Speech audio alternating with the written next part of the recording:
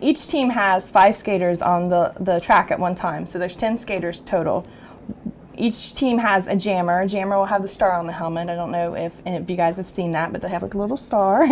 And there's a pivot. The pivot has a stripe on the helmet. So the jammer is your point scorer. Everybody else are blockers, and they're trying to keep the people from scoring or get your jammer through. And a jam is a 2-minute period.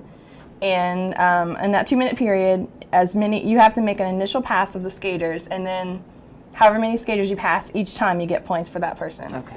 So yeah, so the blockers are trying to keep you from getting through, but it's not like the old derby of the past. Derby used to be where you would like clothesline people. Mm-hmm. There are actually a lot of rules you can't do. It's for safety. We have a lot of safety because we don't want people getting hurt and not being able to play. Right. So yeah, there are a lot of rules. It's not quite like used to. It was more like wrestling, like professional wrestling. So now it's actual real sport. How often do you practice? We are practicing 2 nights a week. We practice at Skatesville right now from 6 to 8 on Sundays and on Wednesdays. So we have practice tonight. And then we also are doing off skates practice just for conditioning, trying to get ourselves used to the endurance aspect of it, because there is a lot of endurance in roller derby. Well, I think we have video of one of your practices that you just recently One of the had. off skates practices is actually in this little segment. Maybe you can kind of Sure. narrate this as we go through it. Tell us a little bit about what. Yeah. So there. So Yeah, go ahead. So we have, this is from our practice at Silverbridge. This is one of our first practices, actually. We're just all kind of standing around talking, and this is what's called a pace line. A pace line is you're supposed to be within an arm's length of each skater. Of course, we're a little spread out. We were doing a drill where we're practicing whips, and whips are a way to get past somebody. So you grab somebody by the hip, you pull them, and you do a whip. So we're a little spread out farther than we normally would be on a pace line drill because you have to have room to get through. But we're weaving through the pack.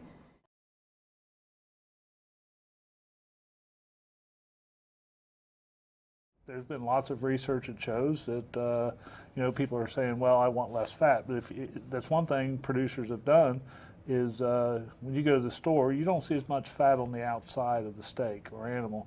And you can buy hamburger different degrees of leanness, 90, 10, 80, 20, whatever. So depends on what your dietary needs are.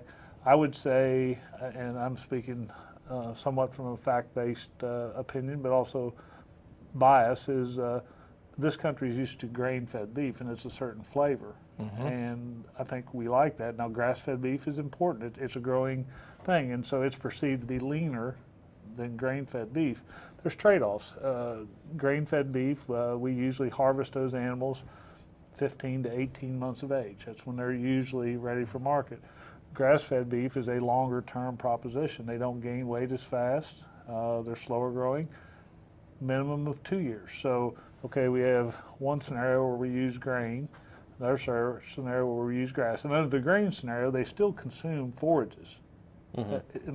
They don't eat grain from the time they're born. Okay, it's usually at the end of their life cycle. So I guess what I'm saying is I'm not denouncing grass-fed beef production. It's just a choice of production systems. One, you use grain. The other one usually requires more land because it takes more acreages of grass. So there's trade-offs. And I guess the thing I wasn't sure how you would notice it in the end product. Probably on the label. It would probably be indicated grass-fed But beef. if somebody gave you one and the other one, you probably couldn't tell much difference. You would tell a flavor difference. Yeah. The grain-fed beef, grass-fed beef, forages have a lot of carotene in it, so the fat generally will be a little more yellow because of the carotene. Okay. So the grain-fed beef would typically have a little whiter looking fat, and it just does have a different flavor to it. I'm not saying one's better than the other. It depends on your preference. I would say that most people in this country though are used to grain-fed beef.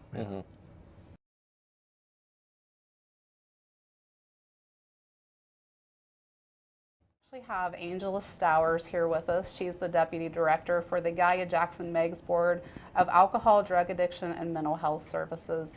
So thank you so much for joining us today. I appreciate it. I know we had a little bit of short notice due to unforeseen circumstances for today. So thank you again and welcome. Thank you. Glad to be here. So tell me, Angie, as Deputy Director of this board, what's the function of the board? The local board is really an extension. It's a form of local government. It's really an extension of the Ohio Department of Mental Health and Addiction Services. So we kind of manage things from the local level. So we're looking at partnering with our treatment providers, our educational systems, other human services, elected officials, faith-based organizations, et cetera, to make sure that we have the needed services in place in our counties to address mental health and addiction needs. Okay. You mentioned needed services in the area. What are some of the needed services that we're seeing in the Gaia Jackson Meigs area? Well, needed services, there's been such a stark increase in addiction and mental health services all around. There's so many coexisting disorders, which means someone suffers from both a mental illness and addiction. Our jails are currently being filled, unfortunately, with people who are suffering from an illness and unfortunately have potentially committed criminal acts because of that illness. So the needs are great. Treatment facilities are full. We have people on waiting lists trying to get into treatment, especially residential. It's a great need. Okay.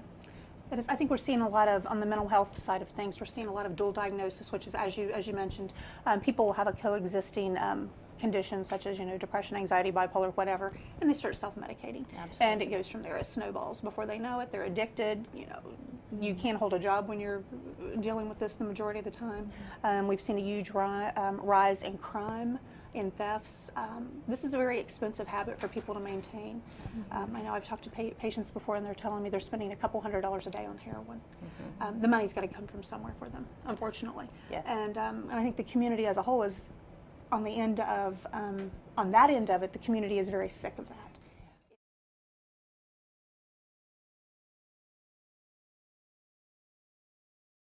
You're the director of marketing there at OVB. And maybe we could start off by talking just a little bit about the difference in marketing, is what we refer to it in the business world, Yes. and advertising. And that's what a lot of folks commonly think of as advertising. But really maybe talk a little bit about the difference in those two and how marketing is really a little more focused and planned. Absolutely. As you said, most people think of advertising, which is what the folks see. It might be the newspaper ads, the billboards, the letters they might receive, the things even as far as social media. Marketing goes so much further. It's everything inclusive. It's the whole thought process, and it is the planning. And that was a key word, and I appreciate you picking up on that, because planning and marketing is the key. You have to have a plan, you have to have a direction, you have to have a goal that you set and that you work toward. Otherwise, you're wasting a lot of time and resources. Right. Well, when you talk about having a plan, having a marketing plan, sometimes the hardest thing to figure out is where to start. Absolutely. So can you give some advice on that with? Probably, and I would say this is probably true of any company, regardless of size, but especially for small businesses. Research. Research is your first priority. You have to know about your product or your service. You have to know about your company, its strengths, its weaknesses. You have to know about your target audience. You also have to know about your community and your competitors. Research is your key to drive everything, and from that point, then you can set a plan. And the plan is imperative. You have to have, as I said, the plan so that you can be proactive in your approach and not reactive. Okay. So, one of the things that we look at, whenever we drive down the street or we look for a place to eat or a place to shop is, and it's familiar with a lot of small businesses, is just kind of having that one identity or that brand. Yes. That you want to put out there so your customers can identify with your company. And do you see a lot of small businesses that you've been around maybe struggle with that some, or talk to them about the importance of continuing that brand? And I think small businesses especially do struggle with that a little bit, just because the brand is your identity.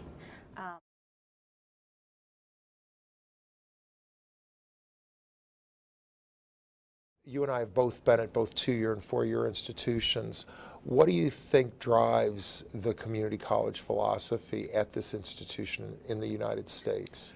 Well, honestly, I think is that community college is there to take all comers, to allow everyone the opportunity to succeed. Almost always community colleges are open admission, open access, so there are really no minimum scores on entrance exams, that sort of thing. So it's open to anyone who wishes to take advantage of what's offered. So it is higher education for anyone who desires it. Right. And from there, it's what you make of it. Yeah. You know, how far you want to take advantage of that. Right. And it is a wonderful resource for the region where we live and the populations that we serve. Absolutely.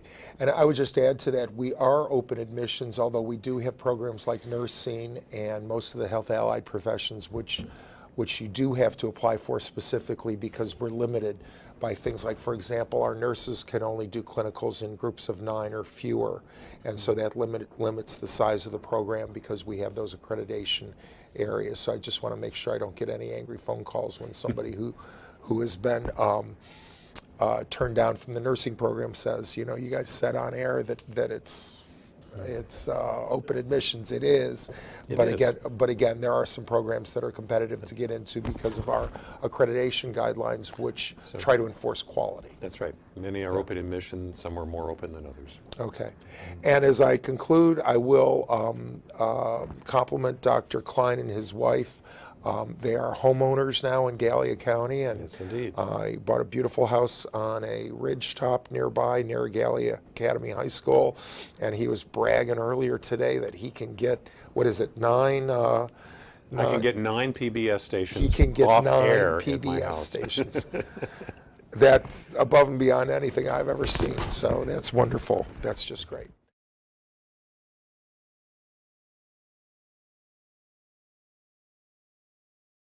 When you talk about building your customer base, you know, you hear a lot of people say that it's more important to keep those active customers and build that strong relationship. It's easier to keep them engaged than it is to go out and find a new customer and bring in. How do you feel about that in the salesman position? Oh, that's a huge part of our business, because with the internet has taken away a lot of loyalty. I'm not saying that the internet is bad or anything like that, but you know, people are willing to travel and search for a little bit better deal. But if we can keep that referral-based business and try our best to keep our customers loyal, you know, that's what we have to do. You know, we will go the extra mile. You know, we will work hard for our customers, and it's service after the sale. You know, you have an issue with, you know, any product or service, you know, and it's, hey, well, let me call my salesperson and let me see what they can do. And once we get involved, things happen. So that's always what we've done and how we will continue to do things. So is part of it believing in your product? Is part of it educating your customer to make sure they understand all the important key elements within the product? Yes, it is educating. Go ahead. Okay. So that this concept is really workable across to all industry sectors. Oh, it should be. It should be. You know, it doesn't matter what kind of product that you're selling or what kind of service that you're selling.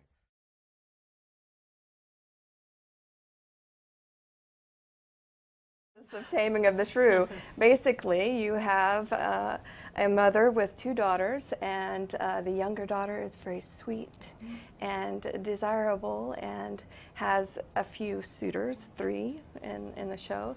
However, the mother will not consent to marry off her younger daughter until the older one, who is a bit challenging, has been married off. So very interesting. There's the cast. And Heather right in the center. I'm not sure how I got into the center of that. I think that just happened to be where I was standing. And you did do it in sort of more period setting. Yes, we did. We were able to pull together costumes that fit the period, which I wasn't sure we were going to be able to there for a while, but yes. And I think that, you know, the actors really loved that. Getting into those period costumes was something that many had not ever had the opportunity to do before. I agree. From the audience, it looked very authentic with the Wonderful. costumes that you used. Wonderful. It was challenging because we did not get to practice. You know, in previous endeavors, we set rehearsal times for Sunday through Thursday nights, and we have, you know, pretty regularly with everyone's schedules and the way that things were laid out. We did, 2 nights a week? And we started at the beginning of the semester, and we made it. We did indeed. It was. I thought it came together well, and I've heard lots of good feedback. I think that I was just overwhelmed by how everyone got their lines, because that is a challenge, especially the folks that had a lot more lines than I did. I certainly spent a lot of time learning mine. But then one of the things too I like that you and Dr. Brown did is you changed some of the genders. So it's actually a father in the original who has the 2 daughters, and that was switched to a mother. And then Mackenzie, who played Tranio, that is a male role, but we had a female actress. Can you?